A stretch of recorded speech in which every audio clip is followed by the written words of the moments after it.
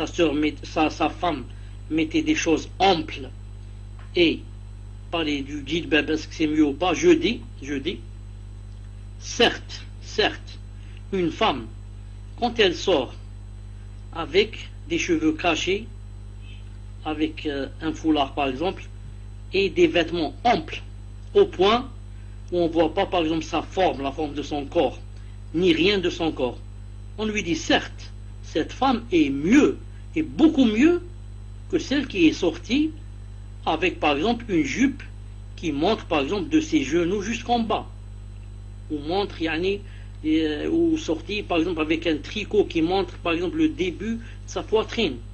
Celle-là qui est sortie avec un vêtement qui cache tout, elle est beaucoup mieux chez Allah subhanahu wa ta'ala que la première qui montre beaucoup de parties de son corps. Mais je lui dis, ce n'est pas le vêtement légiféré, c'est pas le vêtement qui ravit Allah subhanahu wa ta'ala à 100%. Avec ce vêtement dont tu parles, Allah est ravi de toi, disons à 50%, 60%, par rapport à celles qui mettent le mini, etc. Mais, si tu veux vraiment l'agrément d'Allah subhanahu wa ta'ala, mets le djilbab. Si tu veux vraiment l'agrément d'Allah subhanahu wa ta'ala. Ensuite, quand tu dis, ou ton mari dit, que tu as honte, en fait, il faudrait avoir honte beaucoup plus d'Allah ta'ala que des personnes. Tous les gens du monde réunis ne pourraient quoi? Ne pourraient demain devant Allah subhanahu wa ta'ala te faire l'intercession pour te sortir du feu si Allah ta'ala décide de te jeter dans le feu. Demain, quand on sera debout devant Allah subhanahu wa ta'ala, comme a dit Allah ta'ala, yawma ya'adhu zalimu ala yadih, le jour où l'injuste va mordre ses doigts. Yaqulu ya laytani taba'tu ma'a rasuli sabila, ya laytani lam attakhid fulan khalila. Ah, si j'avais suivi le prophète, ah, si je n'avais pas écouté X et Y, et si je n'avais pas pris X et Y, il a dit, comme amis. Ce jour-là, tous les amis, c'est pas les ennemis, tous les amis du monde ne pourraient te sauver. Ce jour-là, tu diras, quelle grande faute ai-je fait, subhanallah al-azim. Qu'est-ce que j'ai à voir moi avec X et Y pour avoir honte de lui, et maintenant il ne peut rien faire pour moi. Voilà, j'ai eu honte de X et d'Y et de ma voisine et de mon voisin, mais aujourd'hui, si au moins il pouvait faire quelque chose et me sauver, il ne peut rien. Et même si je lui dis, aide-moi, regarde, je vais être jeté dans le feu. Il me dit, débrouille-toi, moi je t'ai pas dit de me suivre. Pourquoi tu n'as pas mis ce que Allah Ta'ala t'a dit de mettre? Allah Ta'ala t'a dit, fais telle et telle chose, pourquoi tu ne l'as pas faite? Maintenant, moi, tu viens m'accuser, moi, qu'est-ce que je peux faire? Je peux rien faire.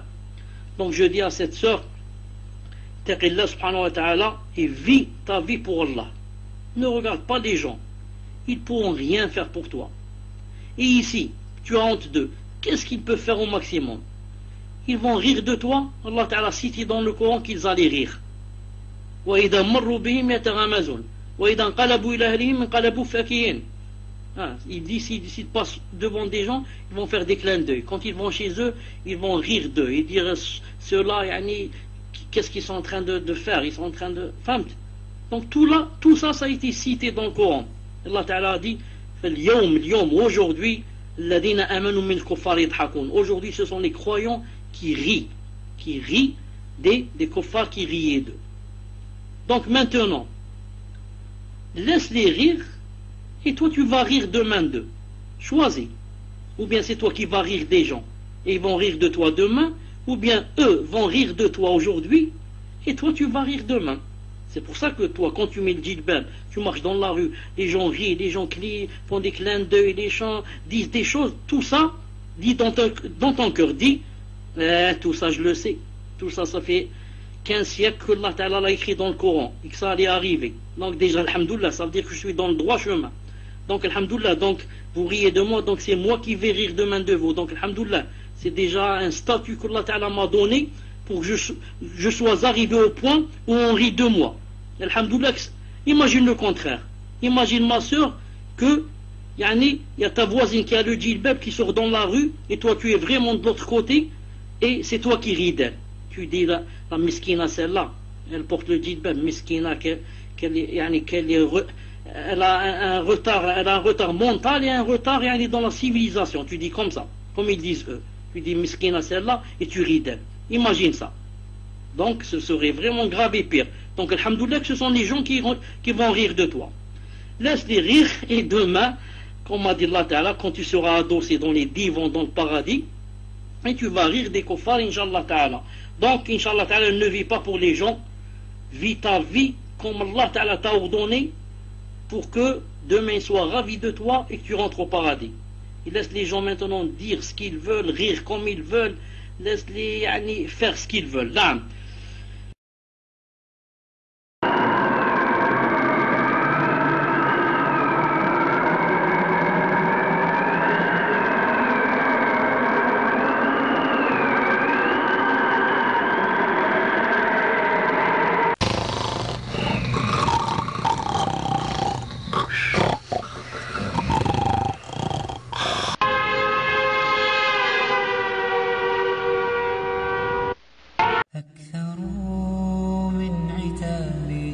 بعد لبس الحجاب بت من قولهم في حيرة واضطراب حدثوني فقالوا مذ لبست الحجاب خانك السعد عودي حرة كالسحابة ولكن كيف أنزعه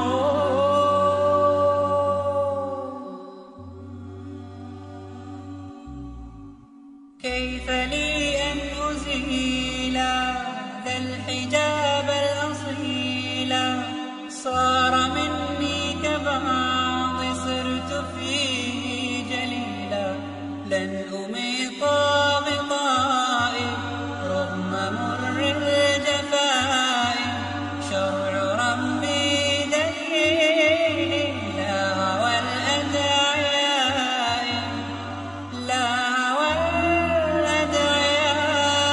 الأدعياء كيف لي أن أزيل الحجاب الأصيل صار مني كبعض صرت فيه جليلا لن أميط غطائي رغم مر الجفاء شرع ربي دليل لا هوى الأدعياء لا هوى الأدعياء ولكن كيف أنزعه